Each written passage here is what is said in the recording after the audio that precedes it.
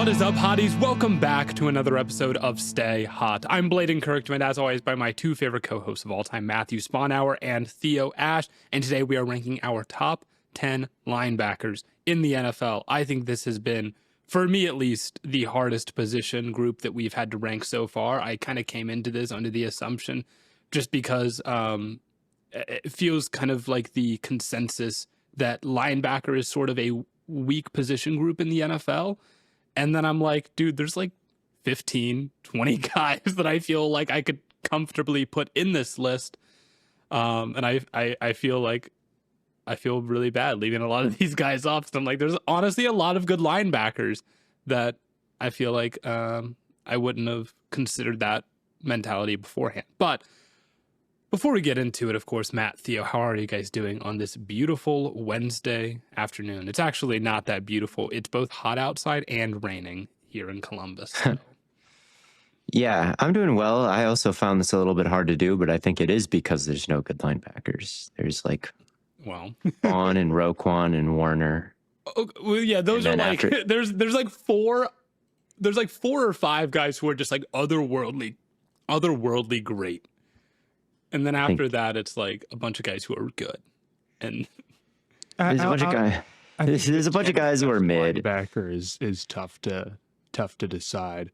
I think there's a decent number of guys that I like. It doesn't help that like Greenlaw is basically still a mystery coming off an Achilles injury, and Matt Milano like just doesn't play, right?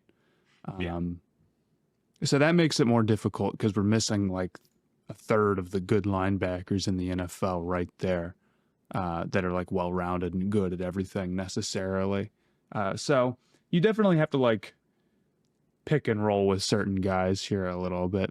And I think I think we have more honorable mentions for this than usual. And then if you were to have a bunch of people do this list, I mean, your honorable mentions would go probably like 25. That's what I'm saying. You know, there's so many, and like if you look at who a lot of like the big media places are ranking in their top 10, there's several guys on that list who we don't have on our list at all.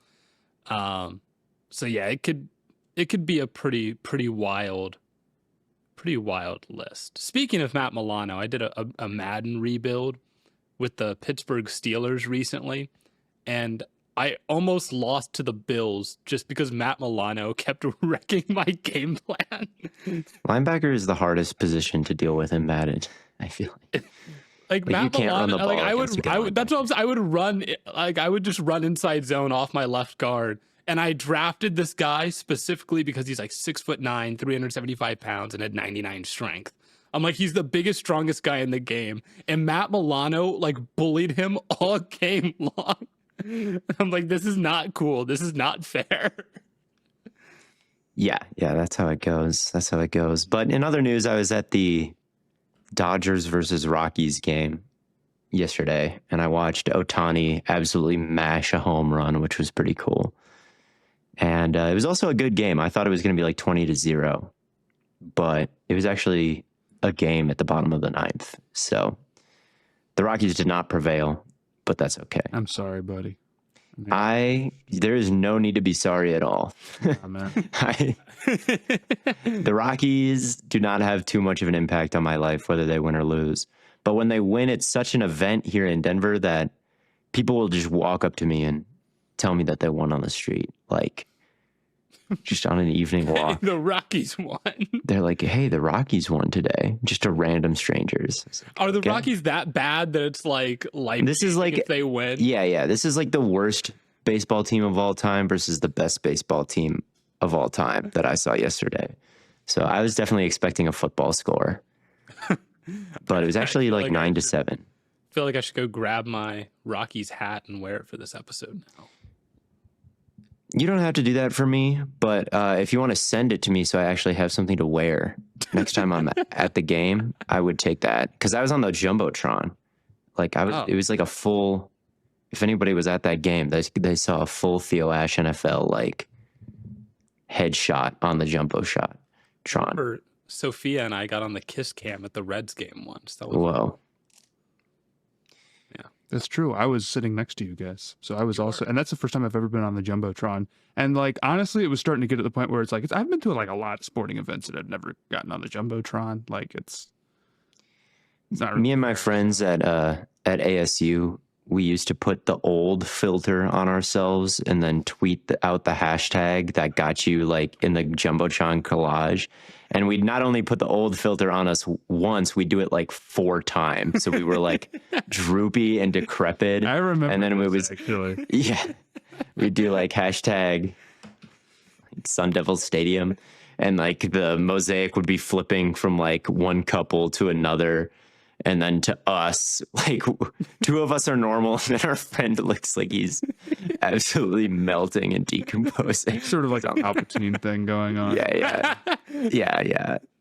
Just Who are the terrible. stormtroopers in this scenario? Us, we're the bad guys. That's if anyone wants a real harmless prank, that's a good one. Harmless pranks, prankless harms. Matt, how are you? NBA finals happened between. They did. Our Oh yeah, we recorded haven't this talked one. about that. We haven't talked about that. Halliburton, man, Pretty that broke my heart. disappointing. Pretty disappointing end to the season. I said it was like the worst possible outcome. I think a lot of Thunder's fan took that the wrong way. I just meant in the sense that like the game was just entirely ruined. But then like the Thunder didn't even blow them out at least, so it just feels like dang, like this could have been like a really good game, you know, and we just got robbed. I mean, it had the setup to be like one of the all-time great NBA games, really. And for a second there, it looked like not only was it going to be, but like Halliburton was gonna play great. I'll give the Pacers some credit. They held on for as long as they could, but like, you know, you just can't run an offense against a defense like that for 4 quarters and not get banged up. But congrats to the Thunder. I mean, I thought they were the best team in basketball this year. I think they're probably not even at the peak of their powers. I think there's some teams that have a shot to be better next year. I think the Rockets, I mean, we didn't even talk about the KD trade. No, we did. Yeah, we did. Yeah, we did. Yeah, we We talked about the KD trade. And since then, it's been mostly like money stuff. Shout out to the Celtics for getting off a bunch of their bad contracts without like giving up too much to do so. That's a big deal. But yeah, I can't even deny that the East is like wide open. I mean, when the top 2 teams are done, and I feel pretty decent about the Thunder's chance to repeat in spite of other teams being able to like make moves this offseason, just because I think the 2 other best teams are out of it, you know, just off of Achilles tears. Seriously, yeah. I mean, it was such a weird game because it was either going to be like the greatest upset win in the history of sports or like completely anticlimactic. Yeah. And you didn't know until like the 3rd quarter.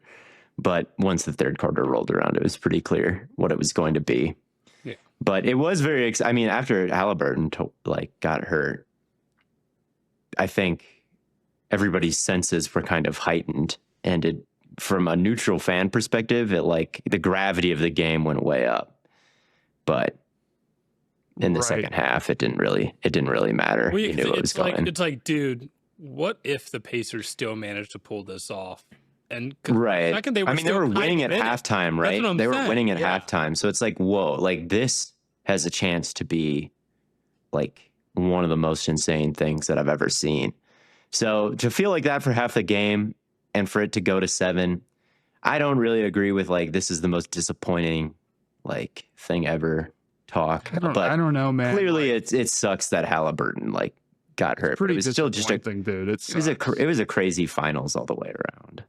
It was a great finals still. I mean, but the game 7, like, no, Halliburton or like Shea tearing their Achilles in the game being completely shot is like, yeah, that's about as bad as it can go, I think. And it's going to make next year worse. It does. It's a huge. Yeah, that's the big thing. But I don't want to be too negative because I mean, like the East will be really interesting now. Now it's like, all right, maybe Orlando is making the finals. I guess I didn't think they were as good as the Pacers on paper, but Cleveland is the betting favorite right now to come out of the East next year. But we're ways off. Now, if Milwaukee wasn't going to trade Giannis before, they're definitely not going to do it now, which is still a mistake, I think. Why? Because they're not even close to winning a title. I mean, they've been first rounded 3 years It's in like, a row. is it like Dame? the Okay, well, Browns Dame tore his trading Achilles. Garrett, like that kind Mhm. of. I mean, It's the kind Browns of aren't like the that, Bucks. but it's completely different. It's because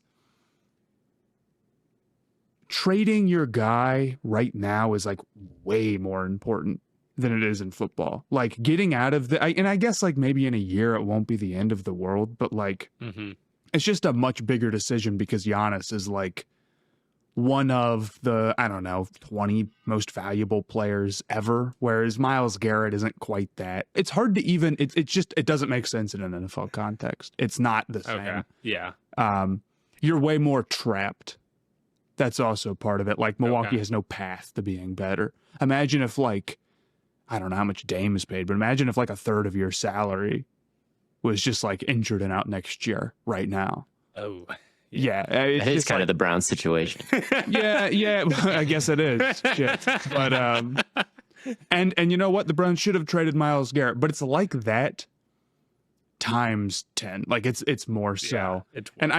I just don't think Milwaukee has any moves they can make to like take advantage of maybe if Dame was healthy, but even then. But he's not. So, and he's like, you know, Tatum, KD returned from his Achilles and has been very good, and Tatum's younger than he was then, and same with Halliburton.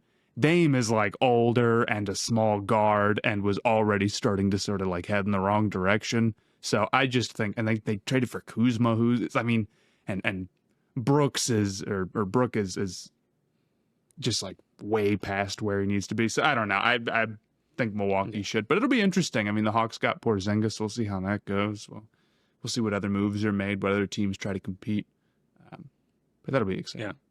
Well, it sounds like the Bucks are trying to send someone money, and they're not using Cash App because clearly it's taking 3 days to actually move the money. You know, like splitting the dinner tab, and it feels like you could just mail them the check faster than you could actually sending them money. That's why you got to switch to Cash App. All right, Milwaukee, listen up. Because honestly, Stay Hot has done it, and we haven't looked back. It's fast, it's easy, and it just works. Like you sign up, just use your phone number. Don't even need a bank account to get started. And once you send the money, it just shows up, right? None of that processing delay BS. Plus, Cash App actually looks out for you. If you're about to send money to some sketchy account, it'll give you a heads up. That peace of mind alone, I think, is worth it. And I gotta say, I love how you can just add custom messages, emojis, even fun little backgrounds when you pay someone. It makes sending brunch or drinks way less awkward and way more fun. So if you're still out here using some slow, clunky app to pay people, what are you doing? Download Cash App today, and here's the kicker. If you're a new user,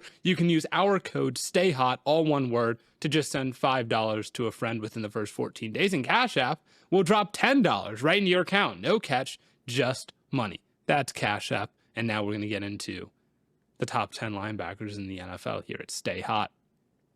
And, you know, these top 10 linebackers are kind of like Cash App in that way, aren't they? I guess we can run through our honorable mentions here. There were 4 of them, like Matt said, probably more than there are normally on a lot of these ranking episodes. And we'll start with, I guess we'll start with the one guy that I had, which is Lavonte David. But we had a tie here, Matt and I, for the bottom linebacker, which is it Dayan Henley? Dayon? I never know how to pronounce names. Dayon Henley. Is this for the number 10 spot, or is this the last spot? These are an honorable mentions. It's Lavonte David and Dayon Henley are the honorable mention people here. That they were Matt's 10 spot and my 10 spot in each of our top 10 lists here. I think Lavonte David still has like so much juice, dude. Like he's kind of the antithesis of Bobby Wagner. Like you'll see, and the Bobby Wagner is one of the guys that none of us had on our top 10 lists, and you'll see him on like the PFF board or like he's number 3. Yeah, they ranked linebackers this offseason. They put Wagner at number 3. I saw that. Right, and it's just like I get that, like, oh, his run defense grade is really high, and he's like still pretty good downhill, but his lateral quickness is just totally sapped in a way that, like, you watch Lavonte David move sideline to sideline, and he's like so clearly still an elite athlete in that way. And I think that still like earns him a spot as one of the top linebackers in football. Yeah, I mean, he had a play against the Commanders where he tracked down Jaden Daniels and like deconstructed his stiff arm and pushed him out of bounds when they were one-on-one in the flat. Yeah. And it was a 0-yard gain when David was the only guy he had to beat. The sideline to sideline is all still there. My thing with David is he's a little bit sapped in a different way where he's smaller than Bobby Wagner. He's not quite built like Wagner is. And I feel like his power is not where Wagner still is. And you can see David get hung up a little bit sometimes, but it's just kind of different. They're very different linebackers. I've seen Wagner get popped by like running. Yeah. I agree that David is less washed than Wagner. Wagner still has his place and is still a good tackler and stays square downhill. He can meet a pulling guard. There's lots that he does that's okay. But yeah, I agree with you that David offers a little bit more. Yeah. Maybe a lot more. And then Matt, Deion Henley. I'll let you talk about him a little bit. I mean, he's a obviously smaller guy, but I think he makes up for it in terms of his quickness and his decisiveness when it comes to reacting. He's somebody who has a lot of range when stopping outside runs, and I think does a really good job of being sort of a downhill player who can cancel out like check downs when needed. I think one of the big things that I like out of linebackers is when they can hold those check downs to fewer yards. I mean, sometimes you're like, well, they still got to stop, but like not all stops are created equal, right? There's a big difference between letting up 2 yards and letting up 5 on the exact same play. And you're still like, yeah, they made the play, but it's a huge difference. It's usually the difference between a successful play and a non-successful one, right? So, I mean, if you've ever played like, a football game like Madden or NCAA or whatever, you know that if your guys outside aren't doing it, like you're going to run into one of these dudes online who's just going to check it down every single play, and it's going to frustrate the hell out of you. I'm sure if you're a defensive coordinator and you don't even have control over your guys, like that's got to like make you go crazy, right? That's what I always imagine. So I like Henley for that. He's also like not small for nothing, right? I think he's very rangy in pass coverage. He can carry guys when he needs to. And I think he's a good blitzer. He's really quick getting in the backfield. And while I think there's a good number of guys who are good blitzers, if I'm being completely honest, it's still nice that he can affect the game in a lot of different ways. Yeah, I like Henley. I think he'll be on my list very soon. I think he can get a little bit more decisive, triggering downhill, like against the run. I agree his coverage and his tackling and like pursuing sideline to sideline is all there. But like peeling double teams off his defensive tackles, like meeting guys in the hole, like he could play with a little bit more gusto in the run game. That's one thing that's getting him. I like him more outside than the tackles. I can agree with that. Yeah, so that's but I think he got a lot better in coverage as the year went on. He's got super buttery hips, like he can change directions with anybody and kind of cycle through routes. And his high end run plays are really high, so I think he'll start to see the game and have it slowed down and enter the consensus top 10 for everybody very soon. But I think right now he's a little bit hesitant in the run game. And you say he's small, and he is, height and weight, but he's also got really long arms. So he plays a little bit bigger than he is, I think, or he can't. So I really like Deion Henley. I really thought about putting him on, but he's not quite as complete as probably the guys on my top 10 at this point. And then, Matt, you actually had another honorable mention here, Terrell Bernard for the Buffalo Bills. Yeah, I like him because I think he's really high IQ. Like, he's a solid mover. And I think there's some guys on this list where they're very good at reacting. I mean, obviously, I think to be on this list, you have to be. But there's a difference between, like, reacting and knowing and anticipating what's coming. I think with Bernard, you see him anticipate what's coming a lot. They give him a lot of responsibility in Buffalo, and they've done that since, he was like a rookie, and that's not for no reason. In particular, I'm thinking about an interception that he had on CJ Stroud where he worked back to a dig and made a pick without even like really looking at it. He just knew it was there and felt it. To do that is incredibly difficult. And I think he makes a lot of plays both in pass coverage and defending the run like that. And to me, what I feel like watching linebackers is like there's a lot of dudes who are good athletes, and there's not a lot of dudes who are good processors. And while I don't have anybody on this list who is like, I guess like a bad processor, right? Because we're talking about the top 10. I do think like at the end of the day, processing speed is always going to make up for weaker athleticism versus like athleticism being able to make up. Maybe I should rephrase that. Not that it always will, but like you can see processing speed make up for maybe okay athleticism. I don't think you're going to see athleticism make up for processing speed like basically ever. Not to end up as a player this great. Not to say that Bernard isn't a good athlete or isn't rangy, because he is, but just I hold that trait in high regard. Yeah, I mean, we'll definitely talk about that again once we get to like safeties and we talk about Kyle Hamilton, because that's like, it's like, oh, he ran a 4.6, but he's like the fastest like reaction time processor in the entire NFL. So right, it's way easier to make up ground and make plays with that than it is, to do it with just straight line speed. Yeah. And so then getting, I guess, into the top 10 here, because the number 10 spot and like the last honorable mention is technically a tie, because Theo, you had Jamian Sherwood ranked at your number 6, and Matt, you had Quincy Williams ranked at your number 6, and both of those. And so like it's literally a tie in the sense that like you guys both had them at the exact same spot, but Sherwood, for some odd reason, is like put at the 10 spot based on the rankings. But when I send it to Manny for the graphic, I might just put both.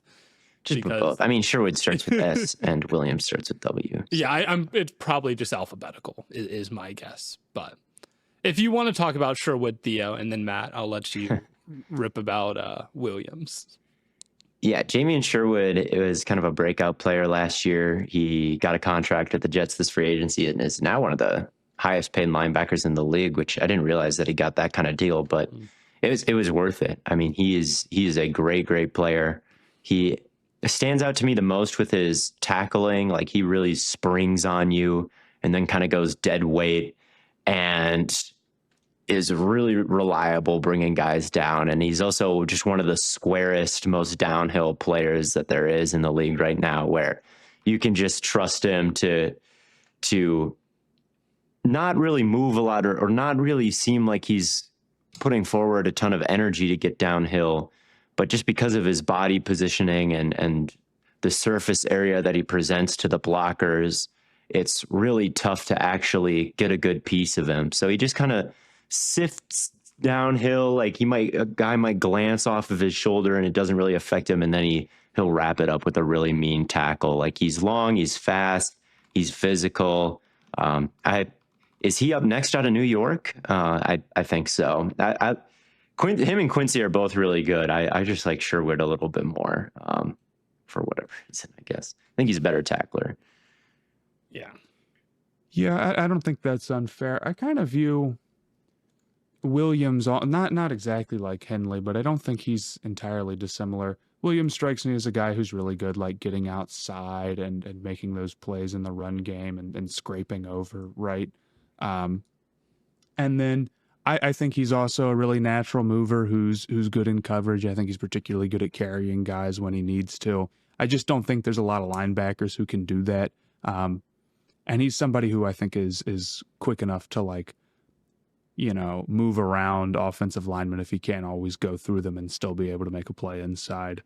And he's got a little bit more experience, so I had him just over Henley. But yeah, I think they're pretty even for me in my rankings. Jets just have good linebackers, man. What can you say? Mosley too. They do. Although I don't know if they have Mosley anymore. I think Mosley is a free agent right now. Yeah, he is still a free agent. That shocked me too, because I was like, man, I feel like Mosley kind of... He retired. Did he retire? Mm-hmm. No way. Yeah. When did that happen? He has 6 days ago. Oh, wow. He has like That's 5 crazy. second team All-Pros. Did you know that? That's a lot. And That is. No, he's a good linebacker. Yeah, Sherwood, Williams, and Mosley. Like, it doesn't get a lot better than that. Yeah, that's crazy. Wow. Well, shout out CJ Mosley. I didn't know he retired 6 days ago, 7 days at the time of this episode coming out, probably. And he probably wouldn't have been on the list, obviously, because none of us put him on. But yeah, I think he's another guy that's like, you could make an argument for him being in here as well. But at the consensus number 9 spot, which is actually a tie between number 9 and number 8, is Jack Campbell at the number 9 spot. And Theo, I was very surprised to not see him on your list. I feel like you've been a big fan of Campbell kind of all off season. And like Matt, when you were talking about, you want guys at the linebacker spot who can really flow and, track down those check downs and, be a feature player in kind of that outside run game. I feel like that's some of the stuff that Jack Campbell's really good at. Just like truly an elite tackler, great run defender, and he's got great pursuit in open space. So I felt like he definitely had to be on here.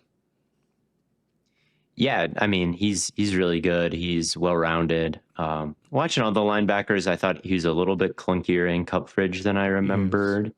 And so then I thought about him as more of an honorable mention because he is a good tackler and a good flower and did make some impact plays in coverage. Like I wouldn't say he's like a total weakness, but yeah, I left him just off because of some of the spot drop stuff, and I didn't think he was the best athlete in that regard. But he's really, really good. I mean that's why he's an underrated piece still. Draft was like the athleticism stuff, but yeah, I think that's still a concern. But when he's got a beat on what's going on and just is taking off after something, like he's really fast in like a straight line coming downhill. Yeah, and I think he's got some size to him that maybe separates him from a lot of these linebackers who are great in coverage. So I see it as like somewhat of a trade-off, right? Where it's like, if a guy's bigger, you want him to maybe not just be somebody who's trying to slip around offensive linemen, but from time to time can really take them on and shed that block and make a play that way. I thought Campbell had some plays like that on tape. I know he got Quentin Nelson relatively recently, and that was impressive to me. So I think he's more of a complete run player. And while I agree, like he's just never going to be, like one of the top cover guys. Like he just doesn't quite have that fluidity. Ultimately, I just don't think he was that big of a negative in pass coverage this year. I thought he's been a lot more technically sound, and that's helped him make this list. Yeah, I mean, he really stepped up after Anzalone went down. The Lions were a top defense, and it's hard to do that with like any kind of weakness right in the middle of the defense. Yeah. At number 8, and this is probably again, no, this isn't even alphabetical. I mean, C comes before D, and Demario Davis is number 8 for some reason. He's above Campbell. Again, I have no idea why, but that's the way that the list fell here.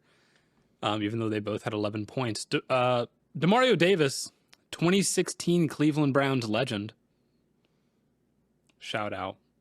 But he's been great pretty much everywhere he's been, I feel like, and especially for the Saints. I mean, you look at since 2019, first team All-Pro, second team All-Pro, second team All-Pro, second team All-Pro, like he's been like an All-Pro caliber player every single season it seems like once the voters learn your name, it's easy to stack up All-Pros or something like that. I saw it's one of those positions for sure. Yeah. We'll talk about Baun later, of course, but I saw Darius Slay say, it's like, dude, Baun could have been a defensive player of the year if people like knew who he was before the season. Yeah, that's unequivocally true.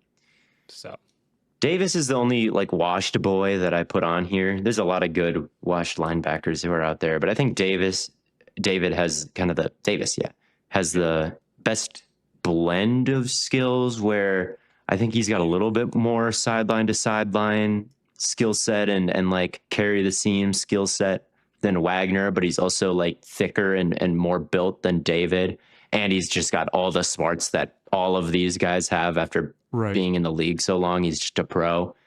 So he's not the most electric linebacker anymore, like a Baun, certainly, but you couldn't really have a more solid player in the middle of everything. Yeah, I think he's started to maybe slow down a little bit, but he was one of the first people that I considered for the list, and he strikes me as one of the guys where, like, yeah, he's old and he's not somebody who you think of immediately when it comes to like all pro defensive players. But if you were wondering, like, why is the Saints defense always better than it seems like it's going to be, he strikes me as a big reason why. The Saints are one of 4 defenses who've been above average each of the last 4 years in What are the points other allowed 3? per drive. Ravens? The Ravens are one. Hold on. Last 4 years? Yes. Kansas City? They may have been like, I think they may have not been last year, so I'm not guessing them. Kansas City's right.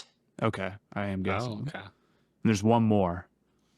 Mm-hmm. I think it's probably no, because didn't Buffalo have like a bad stretch? It is Buffalo. Trust your gut. I was gonna go Pittsburgh. Granted, like 3 teams that have been good last 4 years, Kansas City, Baltimore, Buffalo, is not exactly like. Oh, wait, no, Kate, you're right, Blaiden. It is Pittsburgh. Casey did make my list. I thought it was 3 contenders and the Saints, but no, it's Pittsburgh, New Makes it Orleans, slightly Buffalo, less cool for the Saints. Baltimore. We didn't talk about but you know, the Pittsburgh's been in the playoffs at least. Like the Saints have not been making it, and they've still been a good defense. So. It's true. You had a video. We didn't talk about this. We kind of talked about one of the other takes last time, but you have like the Saints as one of your sleeper teams next year. Yeah. I'm beefing. Yeah. I'm kind of a sucker for the Saints just because a little bit. Just because I really like because you hate Matthew Spawnhour. No. I just really like their offensive line, really. Like, I really like Eric McCoy and Cesar Ruiz. And, like, Penning is a guard now, and he's gotten better than where he was at as a rookie, certainly. Then they got Fuaga at right tackle and Kelvin Banks now at left tackle. Like, that's just a really good lineup. And then Shaheed is underrated. Olave is good when he's healthy. Like, Kamara is still good. Like, I really think the offense there is a better situation for a guy like Shuck to step into than people are giving it credit for because it was so injured last year. But they averaged over 30 points a game in the 5 games where McCoy was there. They averaged 27 points a game the first few weeks of the season when Shaheed and Olave were healthy. And then they really fell off like after Kamara got hurt, and then they were like a total ghost ship the last like month of the year. So I just think they've got that consistency on defense, and their offense has enough there where it's like I can see a world where they're not just one of the very worst teams. I can get behind it if the take is like they won't be bottom 5, maybe. That I could see because I don't disagree about the offensive line. I don't think they're very talented at running back, but maybe that's not the end of the world. I think it's dubious to be like when Olave is healthy. Yeah. He's not. Yeah. And then it's like, I think the receivers are like a big worry. I think it's overall, if you take into account Olave's injury history, it's a bad receiver room. Yeah. Quarterback, like, the issue is that there's some line between like, guys, Shuck could be the 32nd best quarterback in the league. He could be like the 25th guy, and then turning around and being like, okay, well, best case scenario, the Saints have like the 25th best guy here, right? Where I'm on his team and also like, you know, and on top of that, like, I just still think I like some of their defensive pieces. I still think they're getting older, man. I still think, like, Demario Davis here. I mean, he's going to be like 36 next year, right? He's really old. And I mean, what? I've probably Saints fans are probably listening to this and being like, I've said that for the last like 3 years or whatever. It's been ages, but eventually it'll be true. He's turning 37 next. Yeah, he's turning 37 next year if they make the playoffs. I mean, the defense, there's no guarantee that it continues to be as solid as it's been with Dennis Allen out and Brandon Staley in. Especially with the personnel they have in their front 4. We'll see if Staley continues to do what he's done, or if he continues to get gashed in the same old way, runs up the middle. I could totally see that happening. But, you know, I said surprise teams. And if there's a team that surprises people, like there's not a single person out there who thinks the Saints are anything but the worst team in like the worst divisions. Yeah, I think there's some level maybe of people being like, it's the worst situation and therefore they are like actually the worst on the field product in the NFL next year, when it's like, it doesn't quite line up like that possibly. But at the same time, I think like, well, it would be a surprise. I could say that for dang near any team. Dude, Eric McCoy is going to win MVP, bro. You don't understand. Well, they were 4-1 with him.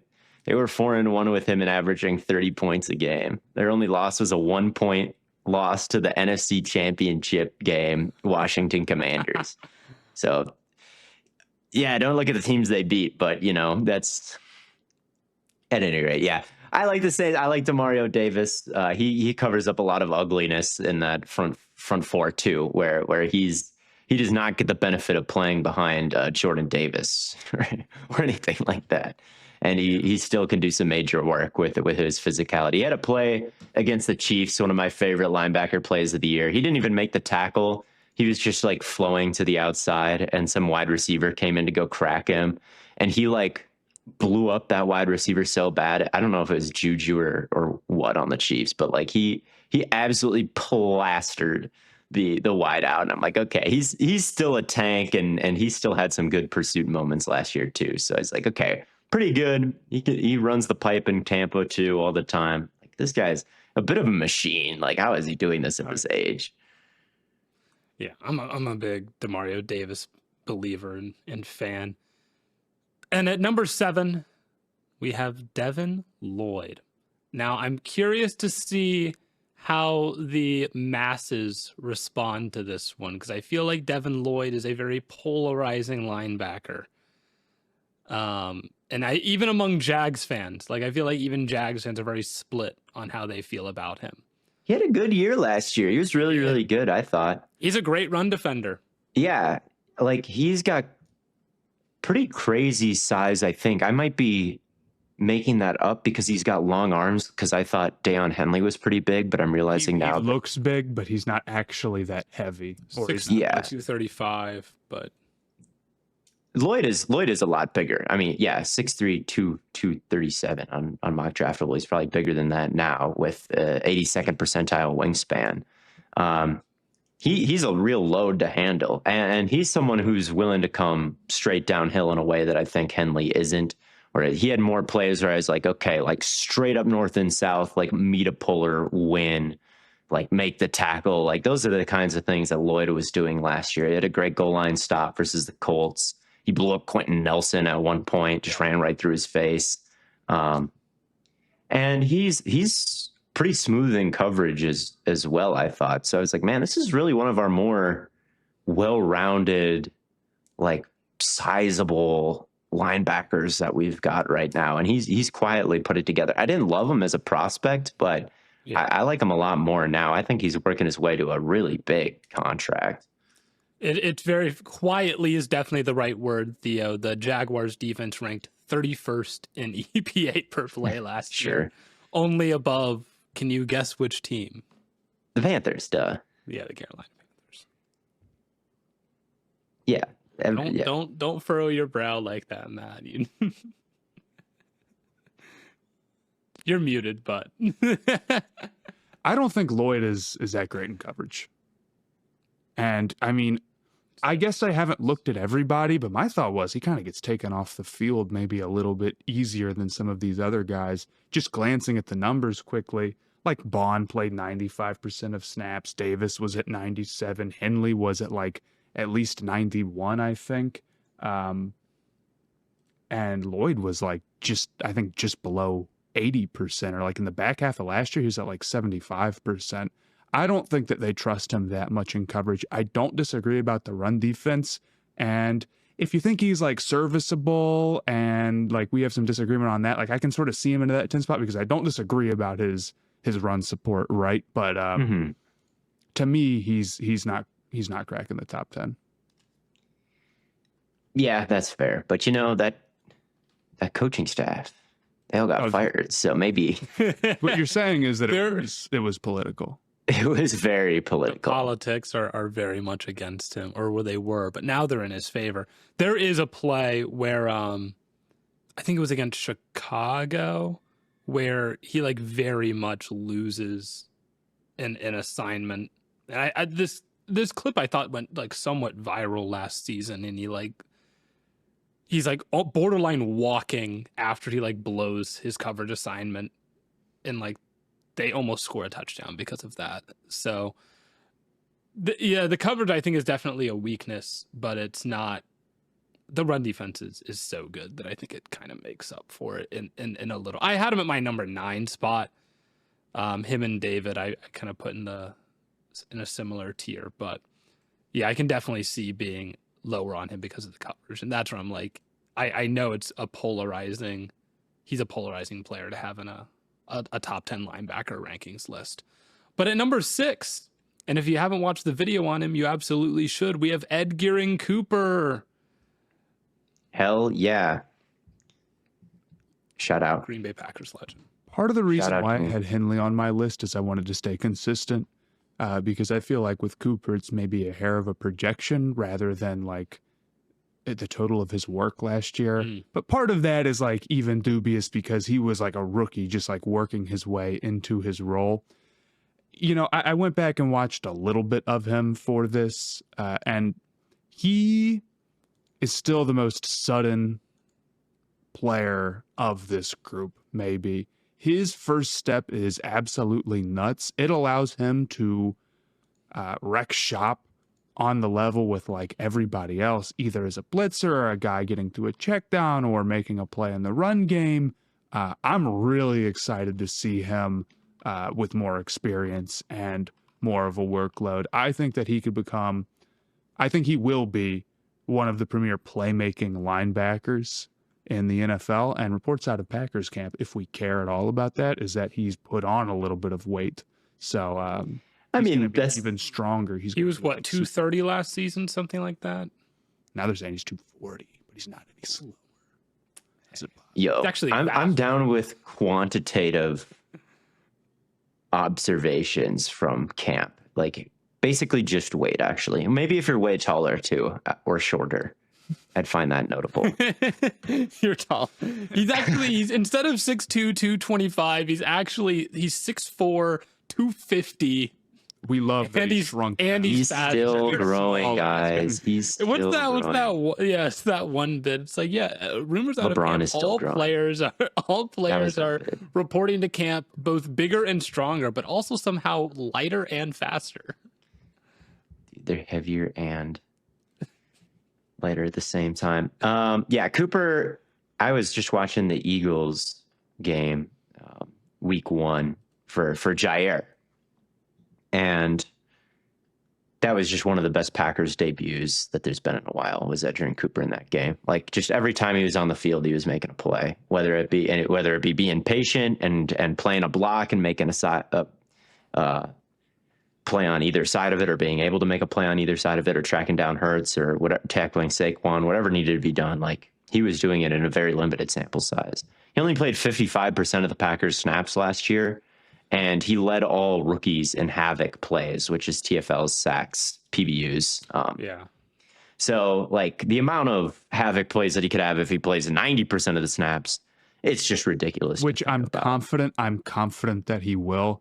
He better. I agree about the snap count.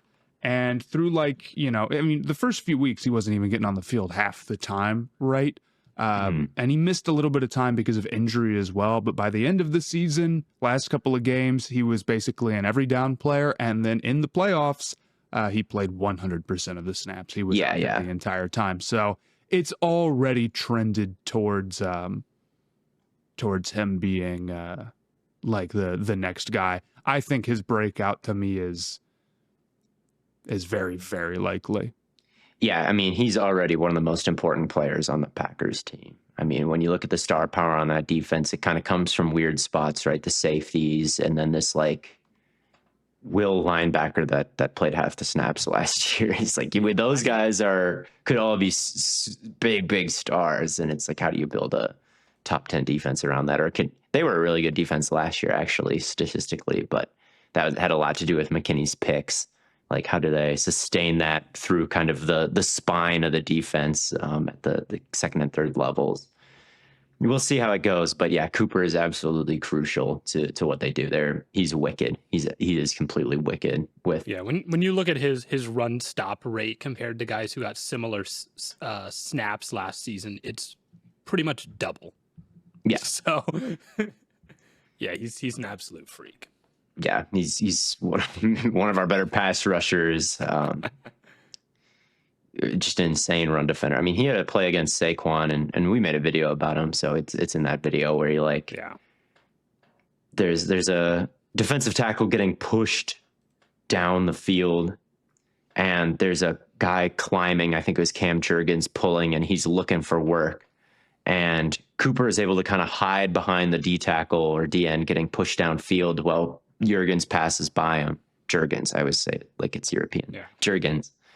And then once Jurgens clears him, he pops back out from the D end and is able to like track down Saquon, who has gone like completely untouched, and makes the tackle on the sideline. It's like, that's so hard. Like every other time that blocking scenario played out last season, Saquon took it to the house, and Cooper was able to stop him like truly one-on-one with a full head of steam, like even after slowing down because he had to, otherwise he would have gotten blocked by Jurgens. So he's got a chance to be a truly ridiculous player. Yeah. Might be in the top 3 next year, but it'll be hard. I mean, as we're getting into the top 5 here, it's getting into kind of the creme de la creme, the best of the best here. Because at number 5, we have Dre Greenlaw, who obviously there's the injury aspect to his game, and that'll be the same with the number 4 guy that we talk about here. But Greenlaw, I mean, when he's healthy, I think there's a case to be made that there are very few guys who can have the range that he does, the completion. And that's kind of, I guess I'm going to say the same thing for like all 5 of these guys, right? Where it's like, these guys just do everything. They're super complete. They don't really have a flaw in the sense that they're like, oh, well, they're good in coverage, but maybe they're not the best run defenders. Like all of these guys are like great in coverage. They're great run defenders. They're really smooth movers. Yeah, a lot of them are even like really good pass rushers and some uses as well. But Greenlaw, yeah, when he gets healthy, and that's probably why he's at 5 here instead of maybe a little bit higher. But I almost thought like I should put him lower, but as I'm making the list, I'm like, I can't imagine like putting some of these. Like, I just put him. I'm just like 4. I had such a difficult time with the injury stuff. My big debate mentally was like, how do you weigh that versus like Milano, who has like basically not played for 2 years? I mean, he has both seasons, but like I think he's still single-digit games total between them. I said Milano's been out 2 years in a row, so he's like honorable mention for me. Not that I have honorable mentions. And then Greenlaw has been out like 1 year, so we're giving him grace, even though like I think it's kind of dubious to do so because, again, like an Achilles is a big old injury to try to come back from, and that's tough at linebacker. But Greenlaw, like when he's playing good, it really is crazy the fact that him and Warner were on the same team. Just how good he is in coverage and how much space he can cover. I think, back to sort of like being the guy who can take the checkdowns or whatever, I just think he's so trustworthy with that, where it's like you can just give him so much responsibility with that, and you know that he's going to take care of it. And the fact that you had like 2 guys, because Warner's obviously like the same way, it's ridiculous. And I just don't think there's that many guys who can do that, so I just ranked them high anyway. Yeah, they had the best like flat and hook curl defender in football, and then also the best Tampa defender in football. Like, what are we talking about? It's very sad that we'll never see a spot drop zone Warner and Greenlaw vice tackle rally to the flat ever again. Like the 2 of them with eyes on the QB looks to the flat, and both of them are just like on it, and you're just like screwed. It is very, very sad. But yeah, Greenlaw Greenlaw, I put him in the top 10, even though he missed most of last year. He had the Achilles, came back for 2 games, got hurt again, right? So it is a bit spooky. But that game that he came back for, the Rams game, he was balling out. That was a great game from him. It was awesome. He just looked like Dre Greenlaw. So that's the thing that I think Broncos fans should look at to get encouraged, because I know he got kind of banged up again this offseason. So we'll see if he can keep it together. But man, like the last time we saw him, like he really did look elite. He really did look elite. And it's amazing the way he's able to read the QB's eyes. Like imagine the Madden vision cone, right? Scanning the field. Like it's like he's tied to that. It's like that he's on a string. Like he stays just a little bit ahead of where that vision is. And he's like, okay, I've done my job. The quarterback is about to move on to the next read. And he knows that even before the quarterback does, sometimes it feels like. And while being a really reliable tackler and just a demon, a bat out of hell getting downhill. So I love Dre Greenlaw. I love him. I really hope he can come back from these injuries. Yeah, because he's totally outstanding. Both him and Fred Warner are only 28 years old. Yeah, he's younger than I thought too. That's another. I thought he was older as well. Another thing that maybe Broncos fans can feel hopeful about is like he's not 30 and doing this. He's 28. Right. Yeah. So, gotta feel really good about Dre Greenlaw. And if he, like you said, Theo, he came back already and was still really good. So you got to feel pretty hopeful that. Yeah, if he's healthy, he'll be good. If he's healthy, he'll be good. Yeah, he will be. And at number 4, maybe another guy that has some injury concerns as well is Jordyn Brooks, but he's another guy that when he's healthy, like I swear, Jordyn Brooks might be the most complete linebacker in football. Like I don't know if there's anyone who like accesses like an incredible block shedder, in like so much power behind his punch. He's great pass rushing. Like I remember Seattle used to like line him up at edge rusher because they had no one who could rush the passer.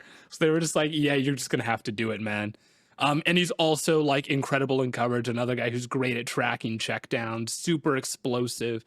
He just can do everything. I'm just like, there's nothing I would feel like worried about with Jordyn Brooks. Jordyn Brooks might be my favorite linebacker in the sport. It's a good choice. It's a good choice. He's crazy underrated. I feel like most fans have no idea who that is. Like, and if people are ranking linebackers, like, yeah, that's a very valid thing to do. I think I like he's one of those elite guys. It's just he's not really a star. I don't know why Seattle let him walk. He was really good for them. Like there was a game against the Chiefs. I made like a cut up and put some jazz behind it. His like, run fits versus the Chiefs, and they're just like awesome. Like he's flying out to the flat. There's a lineman who meets him on the way there. He just like tosses him and like continues going. It's like gee, like there's not that many linebackers that can do that. And then he went and he did the same thing in Miami while being like a really reliable tackler, like disruptive in coverage, like you said, Blaiden, what's not to like? I mean, Baun and Warner are pretty well-rounded guys, but yeah, it's just like even Baun doesn't have the like arm length, and maybe he's so quick that he doesn't even meet many linemen ever. But if he did, like maybe from an off the ball spot, Brooks is a little bit better, like stabbing people and keeping himself clean. But yeah, there's not really a lot to poke in his game. Yeah, I just found your Jordyn Brooks cut up. They're ridiculous. It's just like a minute of ridiculous plays from one game, and they let him walk. It's like everyone would kill for this on their team. I really don't know why they did that. No, that might be the more egregious player to let leave than like Geno or anyone. Like, I mean, at least I got a third for Geno, and he got paid $40 million and whatever, $50 million instead of Brooks. He probably got paid, I don't know, $12 million. Yeah, I'm pretty sure this inspired my Lamar Jackson with like classical music over it. Yeah, he's just so good, man. He's just so good. He's number 4 though. Yeah, he came in at number 4. I had him at 3, but I figured neither of you would be as in love with him as I am. So he comes in at number 4, which I'm not mad at. At number 3, the top 3, I'm not surprised to kind of see these 3 names, and I'll just list them all off here. At number 3, we have Roquan Smith. Number 2 is Zack Baun, and number 1 is Fred Warner. But we'll talk about Roquan first, who maybe did have somewhat of a down year, but I know a lot of that was chalked up to like communication errors with the Ravens defense. And it was Smith's own words that like once Hamilton got moved back to like deep safety permanently, that like totally fixed their defense, because then he wasn't held responsible for like both the secondary calls and the front 7 calls. You just could like focus on what was in front of him, and Hamilton took care of the rest. And I don't necessarily think that's something you like need to hold like against him. But I mean, if you want to say like, oh, if there's a reason to like put him lower, maybe you say, well, he had kind of a down year this year. But I do think a lot of that is chalked up to just like communication issues, because he's still like an insane player, super well-rounded. Yeah, looking back, he didn't have as bad of a year as I thought that he did. Like the way it got talked about kind of during the season and after, it you'd think that got really, yeah. I think when linebackers take on extra responsibility, like you're talking, they don't really get credit for it, but oftentimes it makes their play as a whole look worse. I agree. I think he was better in coverage later in the year. He's like a real quarterback of the defense too. So you can see how like they put more responsibility on him, and then maybe it was too much and whatnot. Yeah. Well, it was too much because the guy they had playing deep safety was just bad. Right. Yeah, and Queen was gone, and it was a new coordinator, and the magic wasn't quite there. It was a lot of pressure on him, and I think there were some busts. And if there's a quarterback of the defense, like that's the guy who's going to get blamed for the busts, right? You're telling everybody what to do, and they're messing it up. Like, what are you telling them? But like, he's still really, really athletic, even as an older linebacker. Like he had a play versus the Broncos where it's 4th down. They try to get to the edge. He flies out there. He jumps over a lineman who's like down in front of him, and then like fully lays out, dives, like takes down the tackle. That they didn't get the yard, turnover on downs. He's also only 28. So is he only 28? I thought he was. Man. I thought he might be hitting his 30s. No, that's you said older. I was like, what is he that old? He's only 28. It's just on his second 8th, team. 1997. Shout out April 8th. And he just turned 28 then? I mean, yeah, like he turned 28 like 2 or 3 months ago. Yeah, wow. Then no wonder he's so athletic. He's a little older. First team All-Pro this year, man. And last year. Yeah. April 8th. Also my sister's birthday. No one cares, shout out. What do you mean no one cares? He's been first team All-Pro the last 3 seasons in a row.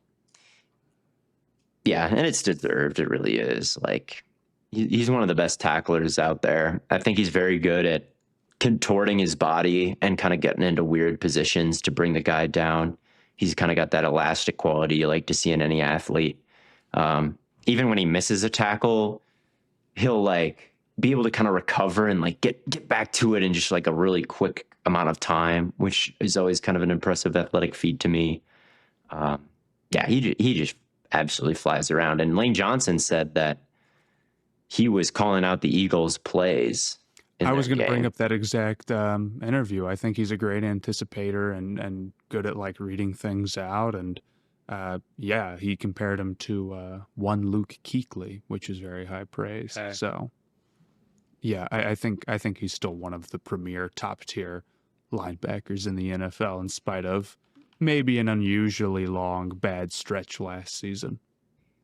Mm-hmm. I think it's funny that he still got first team All-Pro, even though it was the narrative. Really. Yeah, that's like, man, he's had a rough go. Man, he had a rough year. First team All-Pro. He's one of the smaller backers too. Like he's only 6 feet, 230. He doesn't have very long arms, so he's not quite the best at like disengaging from contact. But he's so athletic that he's so smart that he'll just beat you at every spot. He's like the ultimate guy you'd want versus a screen. You know, here's another linebacker take, just in general. I feel like when you hear 235, you're like, that's a little on the small side for a linebacker. But like, is it? I mean, that's I don't. Every linebacker we've talked about. I'm going off like under that arm length for linebackers. That's fair. I'm not judging as like, but I feel like why I'm bringing this up is because I feel like when we get into draft time, a linebacker will be 235 and the big knock too small. It's like, well, where are these like 250-pound? Like, there's just not that many. I don't know what RAS score is telling you, but like the linebacker position as a whole is, I think, changed since even that started tracking, right? I mean, because it takes into account combine, which really started like what, 06? So like it's a totally different game now. I just think 235, like I think that's average, just as like a casual sort of like I'm not even looking. It's probably easy to look up, and I'm not going to do it. I think 235 might even be like on the high end of like a lot of the guys that we've talked about today. I mean, the biggest player that we've talked about is Demario Davis, who is listed at 6'2", 248. And then the next guy after that is Jordyn Brooks, who is 6 foot 240, which I didn't know he was 240 pounds. I thought Campbell was bigger than that, honestly. Is Campbell? Zack Baun, they've got listed on Wikipedia at 225. Yes. Like, Matt, you're right. Campbell is 243, but he's also 6'5". Yeah, I've just been going off the mock draftable Mhm. percentiles. Yeah. But even that is a little questionable because that's what they were when they were drafted and whatnot. Yeah. I mean, weight-wise, he's a sturdy man, Roquan Smith, but he is a little bit he's maybe got less of a sphere of influence when you consider like his height, weight, and arm length. But he makes it work anyway. It'll just go under you or over you or dip around you and accelerate and make some like diving shoestring tackle, like some stuff like that. What do you think Luke Kuechly was listed at? He must have been like 249, something like that. 238. Okay. I know my glorious King Dante Hightower was like 260. What do they have Ray Lewis at? Now he's got to be. Oh, They've got maybe I'm going off Pro Football Reference numbers. They have him listed at 240. 6'1", 240. Maybe his pads were just big. I genuinely think it's that sometimes. They've got Thomas Davis listed at 235. Dude, I swear to God, he was huge. Maybe I'm just like completely misremembering that. Maybe we're just maybe legend. people are just like tweaking about the weight stuff, Matt. You might be right. I don't know. Maybe I'm overestimating how much 235 is actually called small during draft time. But like, it might also really be think like it might also be like at the certain height, right? Because we're saying Ray Lewis 240 at 6'1", but like Jahad Campbell is what 6'3", 230 or 235. Like that weight carries differently with the extra 2 or 3 inches. You know. What do they have Ivan Pace listed at? 231. What do they have? He's 5'10".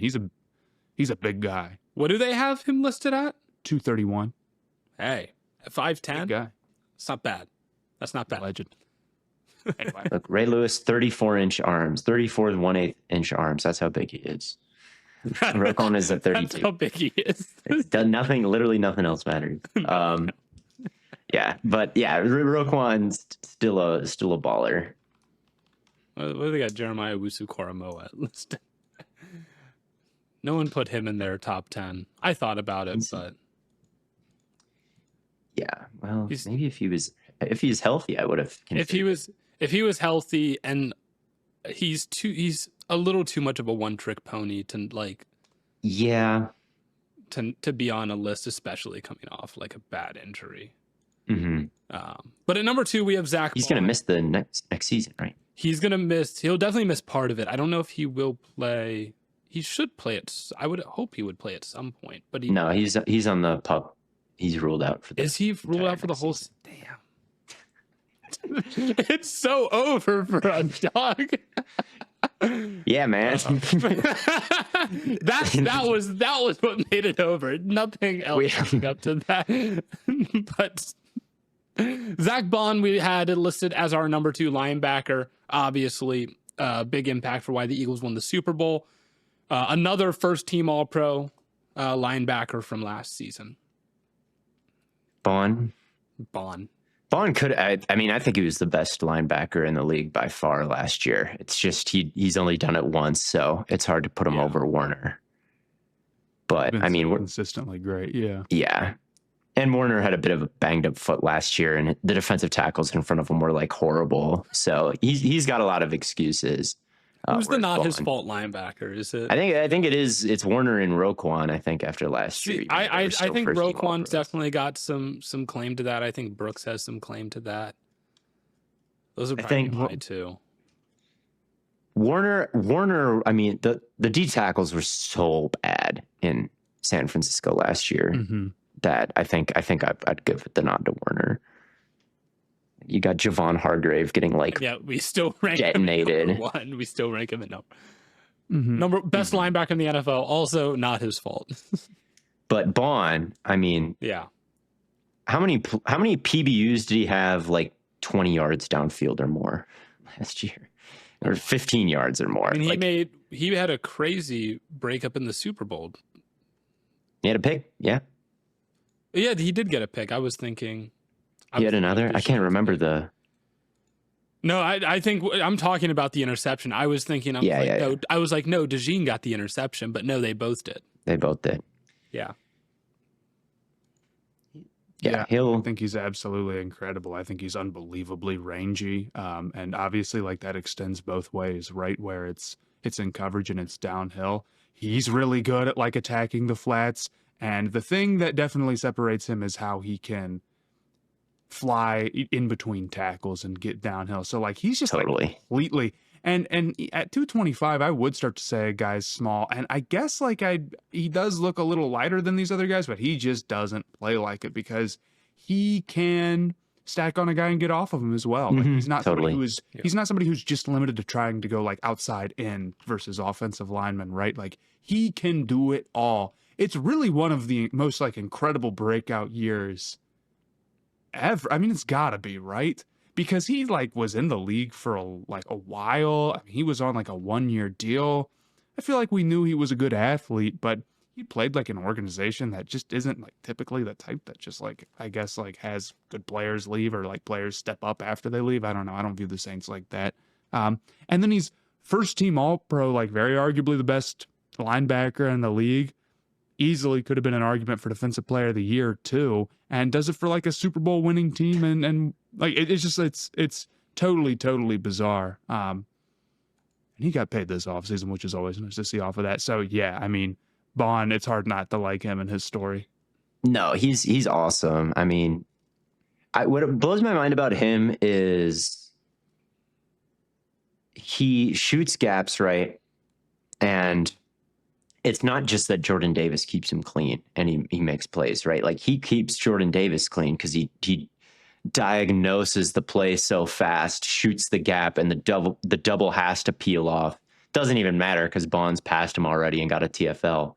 But like the defensive tackle didn't even need to hold up for any length of time because Baun did it. But he's nowhere near like a JOK type or a Jalen Walker out of the draft type, where it's like his mission is to blitz, right? Like this was a run blitz all the way. Like he's literally diagnosing that fast. And if it's not needed, he doesn't do it.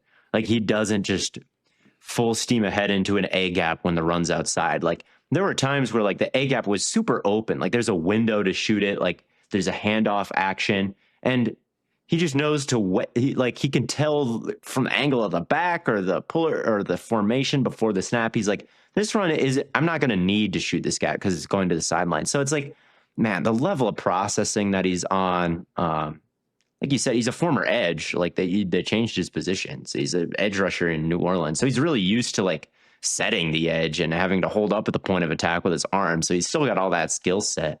Like maybe he's not as big as some other people and can get tangled up a little bit, but I mean, he's pretty dang elite at it. And then he's got the crazy range in coverage. So he's like, what's not to like? He's like the perfect linebacker at this point. Like there's not a single weakness to him. And just strength, like pass rushing too. Like he'll put the hurt on you. Like he had a bunch of sacks last year. Like it's crazy. Yeah, he's just awesome. I'm really excited for him and Campbell, man. I think the more I think about it, the more excited I am for the Eagles defense and the additions they made in the draft, dude. I'm Sucks really looking forward to it. Sucks Dean's hurt. Yeah, it is a bummer, but Baun, and you talk about guys who can carry, receivers and tight ends deep and make plays in coverage. Like Baun and Campbell is going to be pretty unique. It's so, and with Makuba back there as well, it's gonna be something to watch. They've got great athletes. They're gonna have great athletes in that back seven, man. So, I mean, the whole defense. Yeah, literally the only spot where it's like we'll see is opposite Mitchell. Mm-hmm. We'll like that's the only thing where it's like we'll see when that gets isolated if they'll have the same success with Slay. But like outside of that one thing, it's like, man, it's pretty perfect still. But he's not quite good enough to get that number one spot over Fred Warner, who we all. So number 2 and number 1 were both unanimous. Fred Warner was unanimous number 1. Zack Baun was unanimous number 2 here. And Fred Warner also signed a pretty big contract this offseason, $63 million, $21 million average a year, and guarantees of over $56 million, making him the current highest paid linebacker in the NFL. So, and I mean, he deserves every penny, like we've talked about. I don't think anybody closes off the middle of the field the way that Warner does, both in terms of just like his overall range and quickness. Yeah. Obviously, he's like a crazy athlete, but also in terms of his reaction time and his anticipation. He's kind of a cheat code and makes certain concepts not work because oftentimes when it's like, okay, well, this guy isn't going to be able to be right. If that guy is Fred Warner, actually, he will be able to be right. Again, like it's one thing to like see it happen on TV, but it's you got to imagine like making the plays where you just feel that something's behind you, or you feel that the quarterback is about to do something, or where the concept is coming from, and then actually making a play on that. When you're playing like a football video game, you get to see everything. You get this awesome camera angle. Yeah. When you're, Warner, you don't get to do that. And it makes what like he and a lot of the other guys on this list, I'm not saying it's just him, but it like makes like the plays over the middle. He's the main one. It would be impossible, right? Like it would be, it's just hard to imagine how anyone can like do that on the consistent level that he can, right? So it's super, super impressive. I think it looks easier on TV than it probably actually is. And yeah, I think I still have him at 1. Although if Baun plays like this again another year, like I won't lie, I was sort of like, Warner's done it for a super long time. I have nothing against ranking a guy high off of this 1 year, but when we're splitting hairs here, I'll give it to Fred. Yeah, he's the perfect guy for the modern era. Like all offenses want to do right now is they want to get in a condensed formation. And when the wide receivers are tight, the defense, the corners, they have to play with outside leverage, right? Because they're not going to be inside of a tight formation with no one out on the flats. They just pick you apart. So the corners have outside leverage automatically on the condensed formations. And then they'll run crossers, right? And try to access the middle of the field however they can. And so there's a lot of pressure on the linebackers to build a wall right in the middle of the field and rob those things. And Warner just does it. Like you don't want to do anything. You don't want to throw it anywhere near Warner. So it kind of doesn't work. Like the schemes like Green Bay's and Detroit's and Miami's, like Fred Warner is just like the antidote. He's the antidote. So yeah, and he has been for a long time. And it's why San Francisco is constantly in the mix, and a big part of the reason why they were able to get to the Super Bowl with 2 different quarterbacks, right? Like Warner is a constant. He's more important anybody else on that team, probably even Bosa. So he's pretty much he's the GOAT linebacker for the 2020s as it stands right now. Yeah. I think it's hard to argue for anyone else. Are there any other linebackers that we didn't talk about that you think I shouted out Blake Cashman on my list, who I also think is a really good kind of zone cover guy. Oh yeah, you did. Mm-hmm. And good tackler and pass rusher, and he's got pretty electric closing speed. He did a lot for the Vikings defense, which had actually been very disappointing for years. I mean, I was looking at all the defenses in the last time they kind of ranked lowly, which is where the Saints stat came from. Like, I had kind of forgotten that Minnesota was below average on a points per drive perspective. 2020, 2021, 2022, and 2023. And then they had this free agent class with Greenlaw and Cashman, and all of a sudden they're arguably the best defense in the league. So, yeah, he did a lot in many phases to shore some things up. So I'm impressed by him. Yeah, Cashman and, Matt, you might joke about we could throw Pace in that mix, but Pace is really good.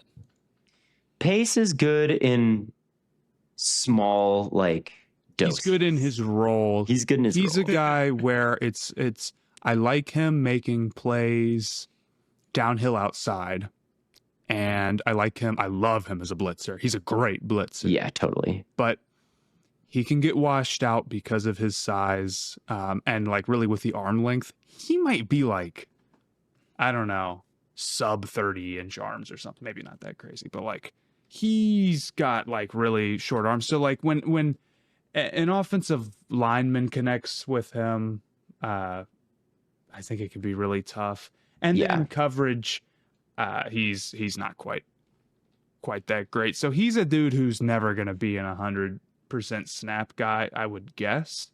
But like, also when we're hyping up Ivan Pace, we're taking into account the fact that he was undrafted, right? So the fact that he found any role in the NFL. Mm-hmm. At what point do we stop using that as the baseline? Yeah, man, he's an undrafted guy who's found a role. That's cool. So like it's a nice. He's got 30 and a 1/4 inch arms, right? So like real short. I mean, yeah, we didn't put him on the list because he was undrafted, and we're like, well, he's beating the odds. But if we're talking about him in general as a player, like I think there's always a difference between like, I don't know, if Roquan Smith ended up being like just a rotational guy because he was incredibly hyped, just as like an example. That would always be looked at as like maybe a little bit of a disappointment. Whereas with Ivan Pace, like in spite of like a massive disadvantage that isn't his fault at all, and in spite of going undrafted, he instantly had a role on a very good defense. It's super sick. And he's one of the top guys where it's like, I think people are maybe a little bit too harsh to the smaller guys who can really play in the draft. I know that's kind of like a popular take to just be like, well, I don't care if he's small, because like it does matter. But I think when dudes can play, they can play on some level. And it's hard to say that Ivan Pace wasn't worth a 7th round draft pick when you go back and look at like all the dudes who were taken, right? But also it's probably good for him that he ended up in Minnesota. I think it's a great spot for him. So it's worked out well. Yeah. Another the situation. Another guy that is worth shouting out is Leo Chanel, just because he's such a good run defender. I had a feeling, Theo, you would either have like Chanel or Bolton on your list. Bolton is cool, but he's not quite the powerhouse that Chanel is in run defense. I mean, you could put Chanel at nose tackle and he'd probably hold up okay. Like, he is so ridiculously strong. He's listed at 250. He's listed, that's a big linebacker. That's a big linebacker. He was listed that. Okay, wow. But it's kind of cheating because like he's a Sam sub package guy. Think like Frankie Louvu. 40% of the snaps. 40% of the snaps to match like 12 personnel. He can't cover anybody. But when he's out there kind of as a defensive end or like close to the line of scrimmage guy off the ball, like he can legitimately pop good offensive linemen and win. Like he can drive them back. Jake Matthews, he got really bad. Aaron Banks, he got really bad last year. Anyway, like the tackler that he is, the stack and shedder that he is, like he is so ridiculously good at that role and has been a piece of a championship defense. And like he had a great Super Bowl. I think that he deserves a shout out, even though he's not quite a full-time guy, but he's 6th man of the year in the NFL. You know what I mean? 6th man of the year. I see your vision. Shout out. Yeah. Well, those are the top 10 linebackers in the NFL. I'll run through them one more time. going 1 to 10. Number 1, we had Fred Warner. Number 2, we had Zack Baun. Number 3, we had Roquan Smith. Again, sometimes when I read some of these names, I'm reading the last name, and I'm like, no, I have to say the first name first. Number 4, we have Jordyn Brooks. Number 5, Dre Greenlaw. Number 6, Edgerrin Cooper. Number 7, Devin Lloyd. Number 8, Demario Davis. Number 9, Jack Campbell. And number 9, number 10, Jamie Sherwood. I think I said number 9 twice. That's why. But yeah, those are the top 10 linebackers in the NFL. The consensus list. Thank you all for tuning in to another episode of Stay Hot. If you disagree with the list, you're wrong. If you agree with the list, then you know ball. And as always, until next time, from your favorite 3 fellas here on the internet talking ball, we will catch you on the flippity flop.